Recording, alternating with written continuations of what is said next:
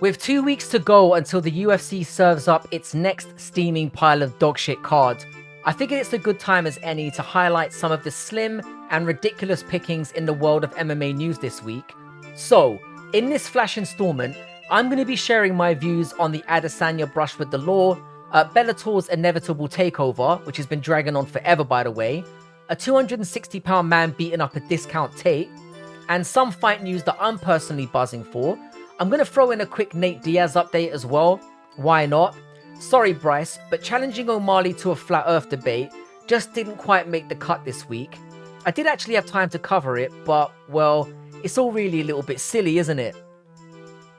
So I've been patiently waiting for the epic Adesanya excuse to drop, and with the skipping breakfast excuse not quite making the waves him and his team were hoping for, it did become public that the former middleweight champion, God, that still feels so good to say, so I'm gonna say it again, former middleweight champion Israel Adesanya pleaded guilty to drink driving at a New Zealand magistrate, having been pulled over and arrested just 18 days before his defense against Sean Strickland.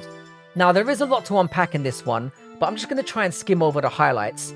Now, firstly, for me, it kind of demonstrates his mindset in pretty much overlooking Strickland going into this fight.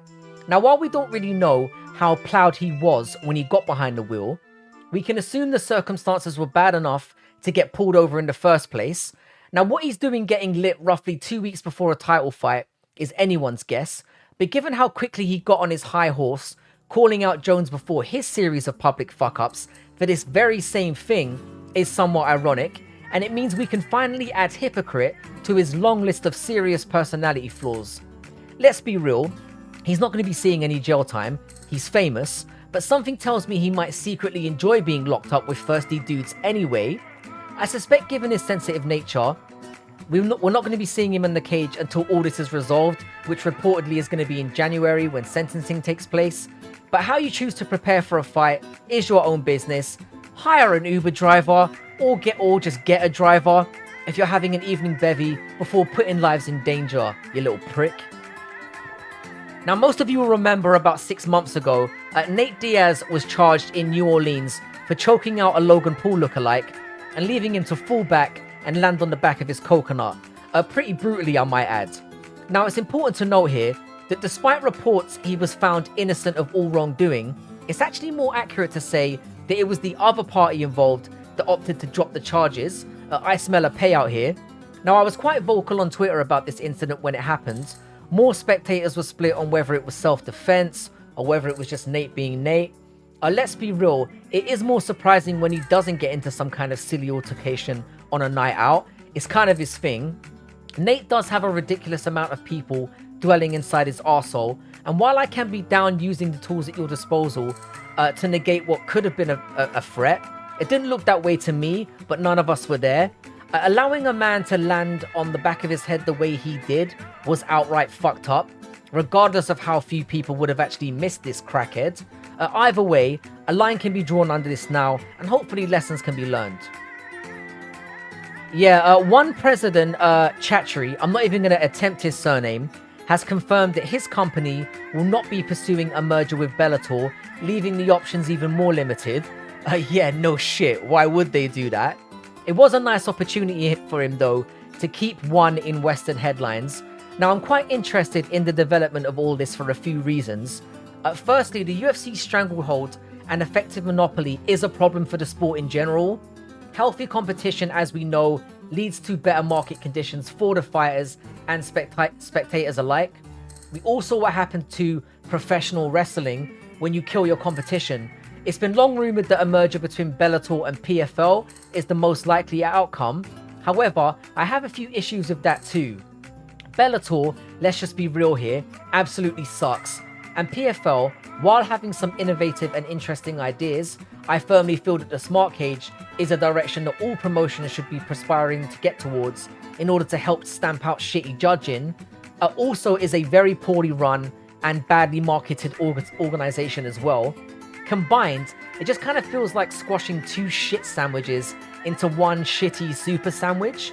As bad as the alternative is, personally, I'd rather see how Bellator's higher end talent such as Patchy Mix, Nemkov, Usman Nurmagomedov, Amasov, Eblin, and AJ McKee to a certain extent fare in the UFC, because by the time those two companies merge and inevitably die anyway, we will have missed out on some potentially great matchups that potentially could give the idling UFC a much needed boost as well. Yeah, this happened as well. I thought about talking about it, but now that we're actually here, again, I just really don't want to. It was just two egomaniacs embarrassing themselves pretty much. If this type of bottom of the barrel drama does float your boat though, I do recommend checking out Sean Jones's take on the subject. I'll leave a link to his video in the description below. It was an objectively funny take, and one of my favorite MMA YouTubers currently covering this kind of nonsense these days. So yeah, check him out. We did get two more fight announcements though to round out the year. People, we live in a universe where Paddy Pimblett is not just fighting Tony Ferguson, but is opening up as a -300 favorite. If we need proof that we do not exist on the Prime timeline, then this is it. In that timeline, Pimblett's probably serving up battered sausages in his local chippy right now. Personally though, I'm actually kind of excited about this fight. The UFC is clearly trying to give Pimblett as favorable a matchup as possible against the washed up Tony. Why they keep giving this man favors after how far his stock has plummeted is bananas. I suspect it's probably because negative attention and hatred draws as much as love and admiration does in this game. Now the reason I'm potentially excited is I think Ferguson, as washed as he is, might actually batter the little prick, and what an amazing retirement gift that would be, not just for him but for every MMA fan. As a man that does love a flutter, at +300 for Ferguson, I don't care if I lose my house on it, I have to take Ferguson at those odds. We also got the announcement that Shavkat and Thompson were also fighting. I'm a little bit surprised at this, but to be honest, having thought it through a little bit, it does make sense. Thompson's at the end of the road, and a win against Shavkat does get him straight to a title fight. Shavkat can't get a fight, and this gives him a respectable name to add to his already impressive CV. I do expect Shavkat to mop the floor with him though. He's got an iron chin, and if he is losing the stand-up, he has the option to drag Thompson down and molest him on the ground. I'm not sure what the odds are on this one, but there are intrigue and stakes, and personally, I'm all for it. Alright, so that brings the end to the news for now.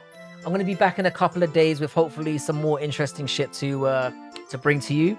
Have a great rest of the week, and yeah, I'll catch up with you pretty soon. We've also got the breakdown of the Dawson and Bobby Green card to look forward to as well. Not really. In a bit.